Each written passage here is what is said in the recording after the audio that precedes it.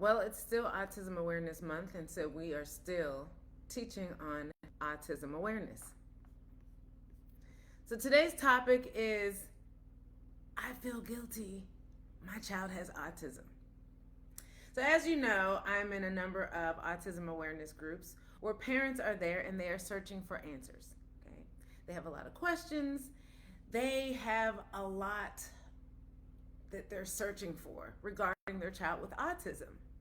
And a common denominator that I see in these groups is guilt.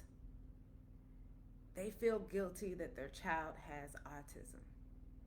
So we're going to talk about this today. We're going to talk about when the autistic parent or the parent that has a child with autism feels guilty. Let's talk about it, okay? The first thing they feel, I must have done something wrong. Listen, every parent either feels this or felt this at some point. Constantly replaying choices made during pregnancy or early development, wondering if something caused the diagnosis. What did I do wrong? When I was pregnant, did I eat something? Was I exposed to something?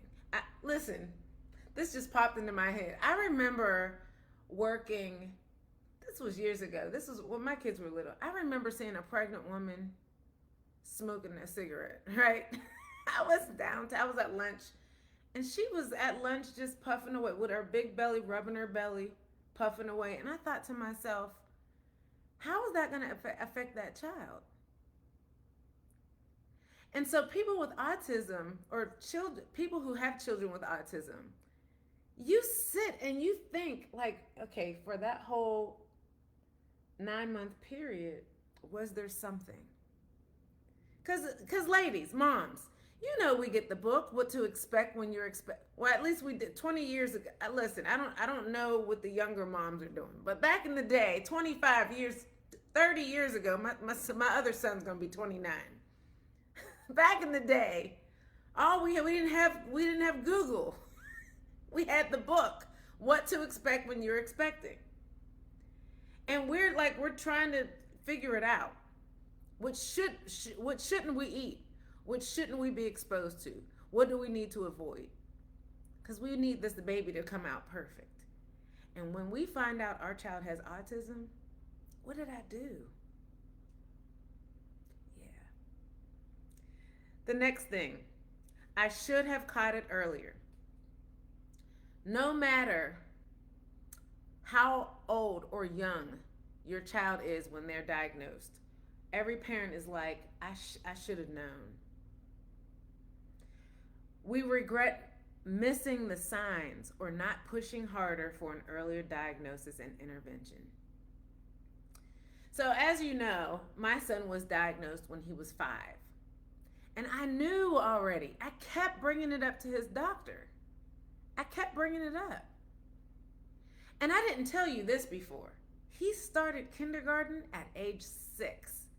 And it was because by the time he was diagnosed at age 5, he had missed the cutoff for registration for kindergarten.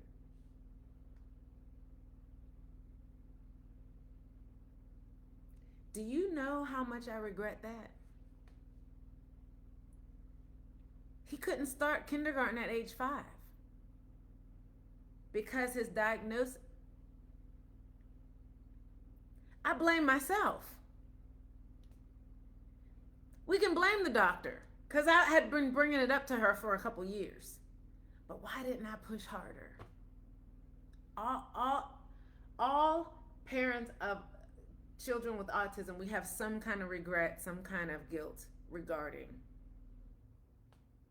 Next.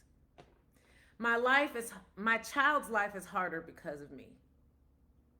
Believing their child is suffering and somehow it's their own fault, whether genetically, environmentally, or by circumstance. I can't tell you how many parents I've actually met, not just on these platforms that I'm in, these groups that I'm in, but actual parents that I've met in person who are just in tears like all the time. Every time they look at their child, you can see it on their faces. They're like, my child is like this because of me. It's my fault. Because in their mind, they think they can think back to what they did wrong to make their child like this. They feel guilty because their child has autism. Next, other kids are thriving. Why not mine? The pain of comparison. When I tell you, if I had $1 for every comment and post that I see in these groups from parents, fathers and mothers, that say things like,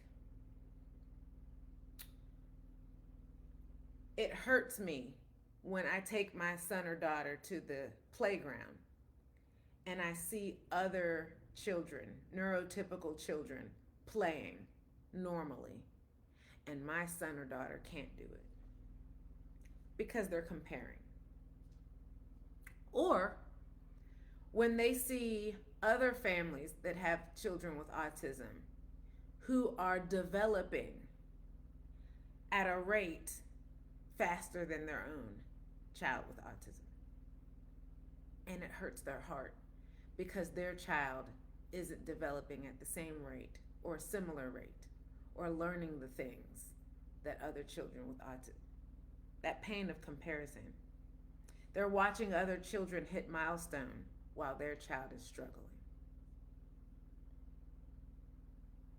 Next, I feel like I'm failing them every day. Struggling to manage meltdowns, therapies, and daily routines, leading to a feeling of constant failure.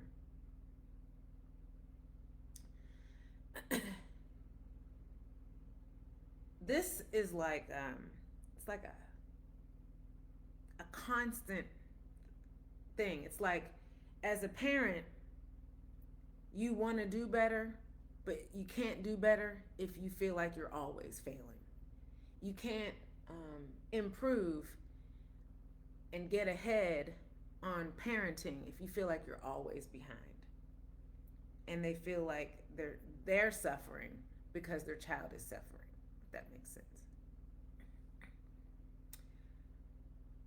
I grieve the life I thought we would have. I see this a lot. I think I talked about this in another video whenever I was describing a father and his son. And the father described, the baseball games that he'll never be able to take his son to. And it's not that he can't ever take his son to a baseball game, but his son wouldn't enjoy it the same way, if that makes any sense. You know what I mean? Feeling ashamed for mourning the typical parenting journey they expected and grieving and believing that grief makes them a bad parent. So now they're in this spiral. It's like they're grieving the typical parenting journey and then they feel guilty because of the grief that they feel. You know what I mean? Yeah. The next one, I'm tired, but I feel guilty for wanting a break. Feeling selfish for needing rest, space, or joy outside of caregiving responsibilities. Just wanting some time away from your child will make you feel guilty. I actually did a video on this, and I'll post the YouTube video in the comments whenever I'm done. But this is a big thing. It's like they feel responsible for this child. They feel like it's their fault that this child is like this. But parenting a child with autism is overwhelming, and it's exhausting many times. But you're only human. You can only pour from a full cup, and whenever your cup is emptied, you need to be replenished, right? But whenever you feel like you need a break from your child, the parent feels as if they're saying that they're angry with the child, or they don't want to be around their child, like they don't, you know what I mean? They're sick of their child, but they don't want to feel like, or want to come across like that's what they mean. You need a break, you need a break. Watch the video. I'm going to put it in the comments. Next, I see the stares and I feel responsible. Public meltdowns or sensory issues make them feel judged by others and responsible for how their child is perceived. I guess for me, whenever my son is in public, when my son and I are in public, and he's flapping or stimming, to me it's part of it. Maybe I'm used to it because he's 25. I'm used to it. I've dealt with it for 25 years. But for me, even whenever I see people staring, it's not so much that I'm embarrassed, but I don't want him to be embarrassed, if that makes any sense. Like, we talked before about people with autism, how they mask their symptoms because they're aware of how people see them. So if we're in public and Hassan is having a moment where he is, stimming or he's doing his quirky behaviors, I know that he may not be aware that people are perceiving him a certain way. But if he were, then he would mask those symptoms. I know that. And so what I'll do is I'll help him become aware and then let him decide if he wants to continue the behavior or not. Hassan catches buses and trains downtown Atlanta alone. So he deals with that the way he wants to deal with it, whether I'm around or not.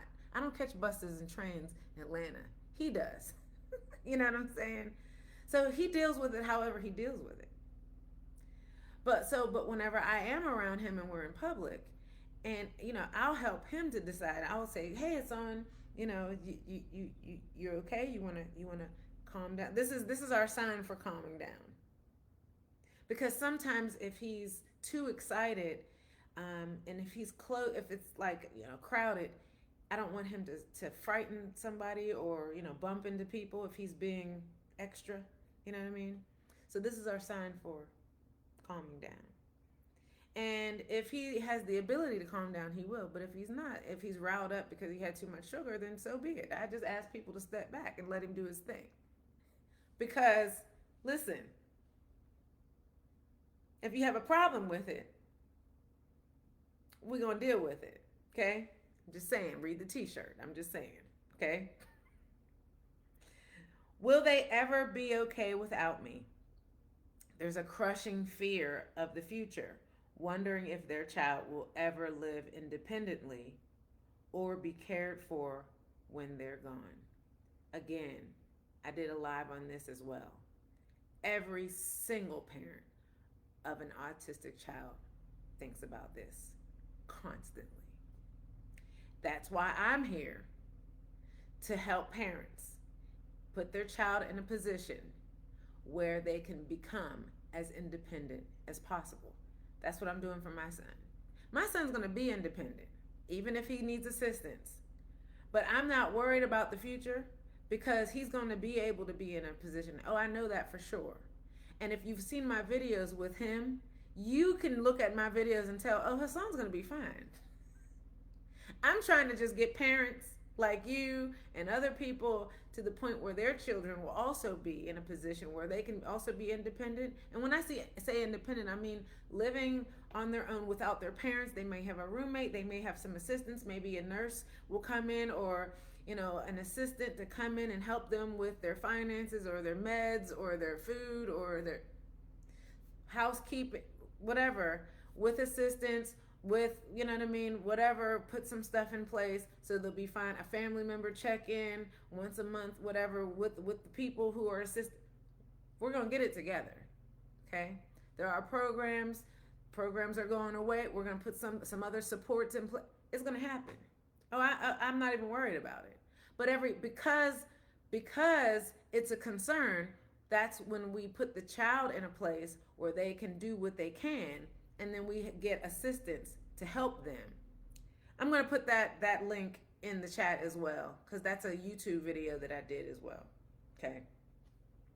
And lastly, parents feel like they're not doing enough. What else can I do? I see my child, they're struggling. I feel guilty for who they're not and what they're lacking. I feel like there's more I can do. What else? This is what I keep seeing in these groups that I'm in.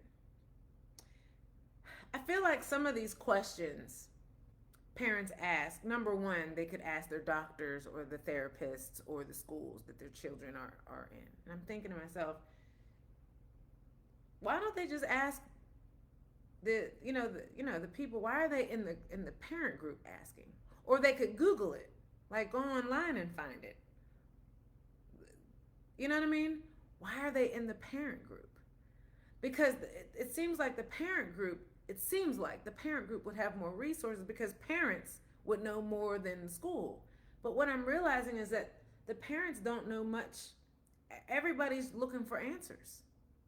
What more can I do?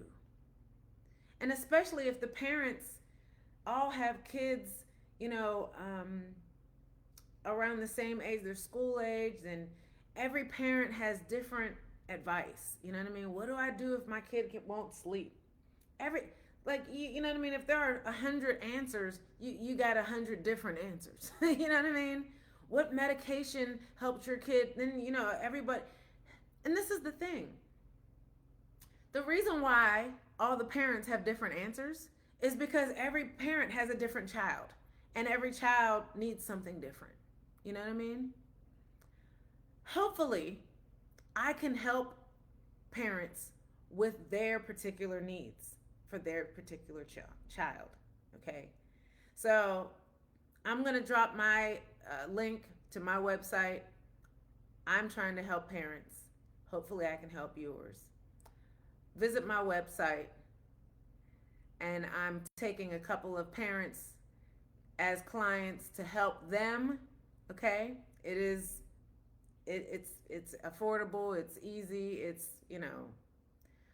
and it's basic, it's you're able to do it. It's not like complicated. Also, I'm dropping the link to my YouTube, some of these YouTube videos I referred to. Go ahead and watch those videos, subscribe to the channel so you don't miss any. I hope you enjoyed this. I hope you learned something. I enjoyed this talk, and I'll see you in the next video. Thanks for watching.